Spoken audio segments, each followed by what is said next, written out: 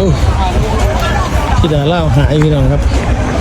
ธิดาลาวหายไปกับความงามโอ้ตามหาธิดาลาวหายไปกับความงามเลยเป็นไทยเลยปะเปลี่ยนก่อนสิปะทำไมมันสวยอะไรขนาดนี้สบายดีพี่น้องสวัสดีค่ะพี่น้องจ๋ามื้อนี้ก็มาพบกับช่องสาวตุ๊กชาแนลอีกแล้วเด้อมามื้อนี้ก็มาพบกันในช่วงยามเช้าๆคือเก่าเนาะพี่น้องเนาะยามเช้าๆช่วงอากาศหนาวๆพี่น้องคือ 2-3 วันที่ผ่านมาสาวตุ๊กคิดว่า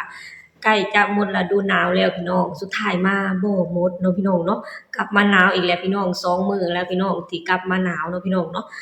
อีต้นได้ทางบ่ดอนอะไรพี่น้องตื่นตั้งแต่เช้าๆเนาะพี่น้องเนาะขับรถไปทำงานเนาะพี่น้องเนาะคือตอนนี้เพิ่นก็ไปทำงานเรียบร้อยแล้วแหละพี่น้องอากาศก็หนาวพี่น้องเอ้ยคิดใส่แล้วก็เป็นตาอีต้นเพิ่นเนาะพี่น้องเนาะแต่ว่าเจ้าตุ้งให้เพิ่นใส่เสื้อกันหนาว2ชั้นพี่น้องเพื่อจะบ่ให้หนาวเนาะพี่น้องเนาะเพราะว่าขับรถนี่ค่อนข้างเย็นเติบอยู่เด้พี่น้องขณะเจ้าตุ้งนั่งอยู่ในบ้านน่ะเจ้าตุ้งยังใส่เสื้อกันหนาวเลยเนาะพี่น้องเนาะถ้าหากว่าบ่ใส่เสื้อกันหนาวนี่ก็หนาวพี่น้องเอ้ยอากาศเย็นแฮงพี่น้องมาพี่น้องมามื้อนี้ก็สาวตุ๊กก็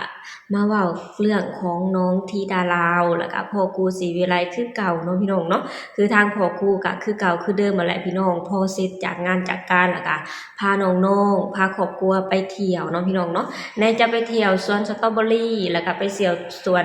ไอ้ทุ่งดอกไม้เนาะพี่น้องเนาะซึ่งดอกไม้นี่พี่น้องงามพี่น้องเอ้ยสตูเบิ่งแล้วก็แบบว่าเป็นบรรยากาศที่ค่อนข้างสวยงามเลยพี่น้องเป็นความฝันของสตูอีกแล้วพี่น้องเอ้ยตอนสตูทำงานอยู่ไทยพี่น้องสตูน่ะมีความฝันอยากไปเที่ยวทุ่งดอกไม้แบบนี้พี่น้องเห็นแล้วก็สตูมักสตูแบบว่ามักดอกไม้นี่พี่น้องมักความสวยความงามเนาะพี่น้องเนาะสตูเป็นคนหนึ่งที่มักความสวยความงามเนาะพี่น้องเนาะตอนที่อยู่ไทยน่ะมีความฝันอยากไปพี่น้องอยากไปแต่ว่าบ่มีโอกาสได้ไปเนาะพี่น้องเนาะ1ก็คือเรื่องการเรื่องงาน2ก็คือบ่มีเวลาเนาะพี่น้องเนาะแล้วข้อที่3คือสิ่งสำคัญก็คือเงินพี่น้องถ้าหากว่าไปก็เสียเงินก็ค่อนข้างหลายเนาะพี่น้องเนาะเพราะว่าบ่อนที่สตุกทำงานกับบ่อนที่มีทุ่งดอกไม้งามๆแบบนี้น่ะค่อนข้างอยู่ไกลกันอยู่เนาะพี่น้องเนาะแต่ว่าสตุกก็บ่ฮู้ว่าอยู่จังหวัดใดแน่เนาะพี่น้องเนาะแต่สตุกก็เชื่อได้เลยว่าต้องมีหลายๆจังหวัดแน่นอนเนาะพี่น้องเพราะว่าทางประเทศไทยเพิ่นก็จัดสรรเนาะพี่น้องเนาะทางประเทศไทยเพิ่นจะสร้างบ่อนที่ท่องเที่ยวน่ะหลายสถานที่ค่อนข้างหลายสถานที่เลยเนาะพี่น้องเนาะซึ่งสตุกก็แบบว่าเห็นแต่ละสถานที่ที่สตุกเคยไปน่ะมีแต่สถานที่ที่งามๆเนาะพี่น้องเนาะคืออยู่ไทยน่ะสตุกเคยไปน่ะไปเที่ยวเนาะอยู่ทะเลที่สตุกมีโอกาสได้ไปเนาะพี่น้องคือ1อยู่ทะเล2ก็คืออยู่แถวน้ำตกเนาะพี่น้องเนาะน้ำตกก็อยู่แถววังตะไคร้น่ะพี่น้องสตุกเคยไปแถวนั้นเนาะพี่น้องเนาะเคยไปอยู่แถววังตะไคร้เนาะพี่น้องสตุกไปก็อยู่แถวนั้นก็ค่อนข้างสวยงามอยู่เนาะพี่น้องเนาะเป็นน้ำตกเนาะแต่ว่าบ่อนที่สตุกไปน่ะบ่ได้เป็นน้ำตกเด้พี่น้องเป็นแค่น้ำที่ไหลลงมาตามโขดหินน่ะพี่น้องบ่แม่นน้ำตกเนาะพี่น้องเนาะแต่ว่าสถานที่ก็ค่อนข้างสวยงามอยู่พี่น้องสตุกก็ไปหลายปีแล้วล่ะพี่น้องคือตอนนี้ก็ยังมีรูปอยู่เนาะพี่น้องยามใดที่คิดฮอดคิดถึงก็เข้าไปเบิ่งรูปภาพเนาะพี่น้องเนาะก็สตุกถ่ายมาไว้ก็ค่อนข้างหลายอยู่เด้พี่น้องเป็นความทรงจำเนาะพี่น้องเนาะเป็นความทรงจำว่าครั้งหนึ่งสตุกเคยได้ไปเนาะพี่น้องเนี่ยแหละพี่น้องคือสตุกไปทำงานอยู่ไทยสตุกได้ไปหลักๆก็คือไปทะเลนี่ได้ไปหลายเทื่ออยู่พี่น้องเพราะว่ายามว่างๆก็บ่แม่นยามว่างๆเนาะพี่น้องปีหนึ่งไปเทื่อหนึ่งเนาะพี่น้องเนาะปีหนึ่งไปเทื่อหนึ่งไอ้ แล้วก็มีทางเฒ่าแก่พาไปนำเนาะพี่น้องเนาะแต่ว่าทางอยู่แถวน้ำตกน่ะได้ไปแค่ครั้งเดียวเนาะพี่น้องเนาะแต่ว่าเป็นความทรงจำที่ค่อนข้างสวยงามเนาะพี่น้องเนาะเพราะว่าสตุกก็มักไปแบบนี้เนาะพี่น้องเนาะแต่ว่าบ่มีโอกาสได้ไปเที่ยวที่แถวทุ่งดอกไม้เนาะพี่น้องเนาะทุ่งดอกไม้นี่โอ้ยพี่น้องเป็นความฝันของสตุกอีกอย่างหนึ่งพี่น้องเอ้ยเพราะว่าสตุกมักความสวยความงามเนาะพี่น้องเนาะแต่ก็บ่มีโอกาสได้ไปเนาะพี่น้องเนาะนี่แหละ สตุกะมีบุญวาสนาพี่น้องมาเห็นในคลิปของพ่อครูศรีวิไลนี่แหละพี่น้องซึ่งเพิ่นพากันครอบครัวไปก็แบบว่าทางสวนสตรอเบอรี่เนาะพี่น้องเนาะทางสวนดอกไม้อุทยานดอกไม้เนาะพี่น้องเนาะซึ่ง เพิ่นพาไปก็งามพี่น้องเอ้ยเป็นบุญวาสนาของสตุกอีกแล้วที่ได้พบได้เจอเนาะพี่น้องเนาะไปพี่น้องเว้าหลายยายห่างอีกแล้วพี่น้องเอ้ยเฮาพากันไปเบิ่งที่ทางพ่อครูพาน้องๆและพาครอบครัวไปเที่ยวเนาะพี่น้องเนาะไปเที่ยวสวนสตรอเบอรี่แล้วก็ไปเที่ยวสวนดอกไม้เนาะพี่น้องเนาะซึ่งแต่ละสถานที่ก็งามเนาะพี่น้องเนาะไปพี่น้องเดี๋ยวเราไปชมกันเด้อ เบิ้งอันนี้ครับพี่น้องครับธิดาเล่าวกับพี่ปรารถนาอย่าลอยนะลูกเอ้ยอย่าลอยนะอย่าลอยสมซื่อนะฮะ บ่ร้อยหลักซื่อ รักซื่อ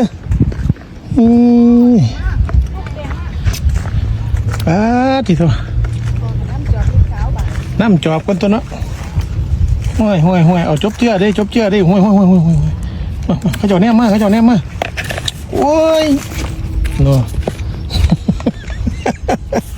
ป้าดนี้ยังอยู่ เอ้ยเพิ่นเอาอย่าไปเหยียบของเพิ่นนะโอ้ธิดาเล่าวหายพี่น้องครับธิดาเล่าวหายไปกับความงามโอ้ตามหาธิดาเล่าวหายไปกับความงามเลย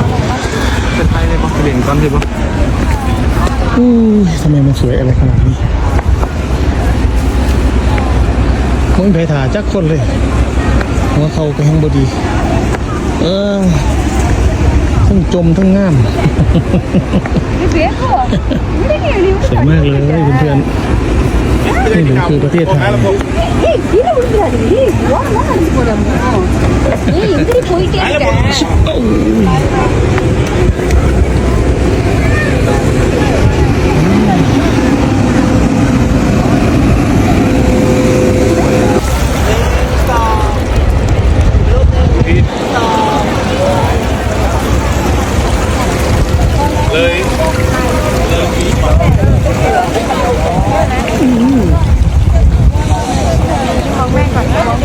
ไอเบรนเจียคาเฟ่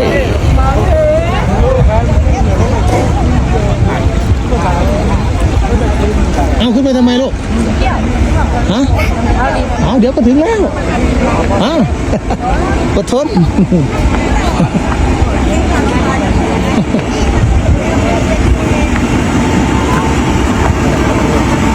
เดี๋ยวก็ถึงแล้ว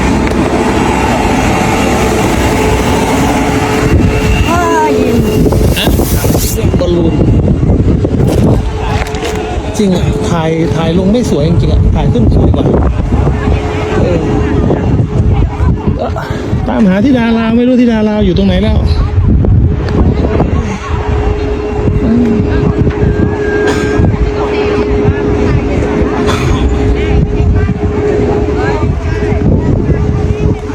ทำเห็ดออกไหมครับฟ้าฟื้นนี่ปรับตัวละ 2,000 บาทเลยนั่นโอ้ยปรับหลายเนี่ย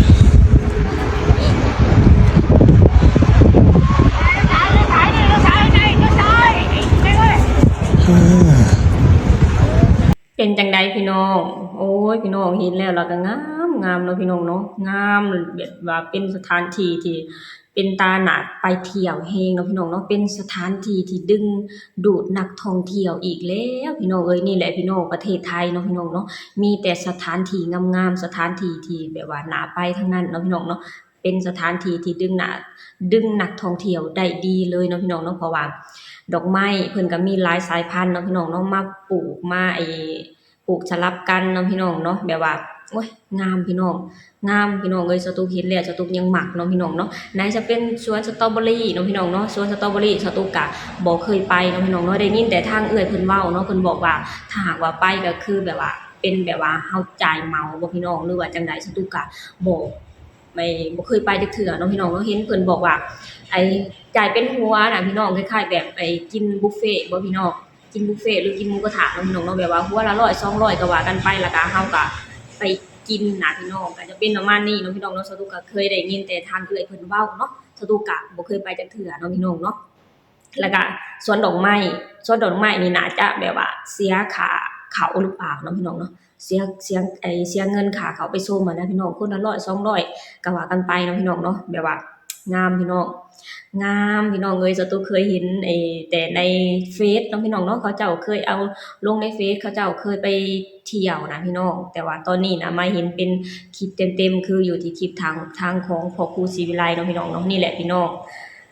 บ่เคยเห็นก็ได้เห็นเนาะพี่น้องเนาะบ่เคยเห็นก็ได้เห็นบ่เคยชมก็ได้ชมนำคลิปทางในคลิปของพ่อครูศรีวิไลแหละพี่น้องคือแบบว่ามีบุญวาสนาอีกแล้วเนาะพี่น้องเนาะโอ้ยเป็นสถานที่ที่น่าท่องเที่ยว เป็นสถานที่ที่น่าไปอะลิพี่น้อง คือน้องธิดาลาวเนี่ยมีบุญวาสนาแฮงเนาะพี่น้องเนาะที่ได้มาเอ่อ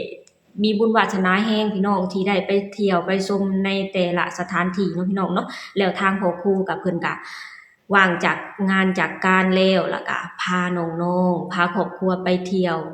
เพื่อคลายเครียดเพื่อผ่อนคลายเนาะพี่น้องเนาะทำงานมาก็เมื่อยแล้วพี่น้องพาน้องๆพาครอบครัวไปเที่ยวบ้างจะได้แบบว่ามีความสุขในการทำงานเนาะพี่น้องเนาะทำงานเมื่อยพาไปผ่อนคลายไปเที่ยว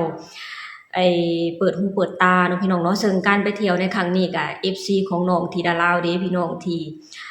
เติมน้ำมันให้เพื่อพาน้องๆและพาครอบครัวไปเที่ยวเนาะพี่น้องเนาะ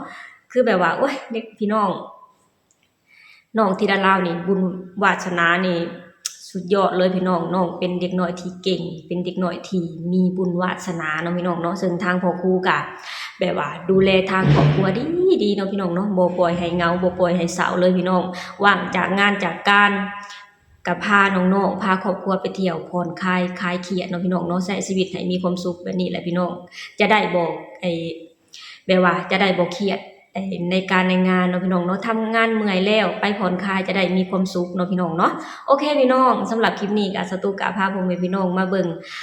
ทางพ่อครูศรีวิไลเพิ่นพาน้องๆไปเที่ยวอยู่ที่สวนสตรอเบอรี่เนาะพี่น้องเนาะแล้วก็สวนดอกไม้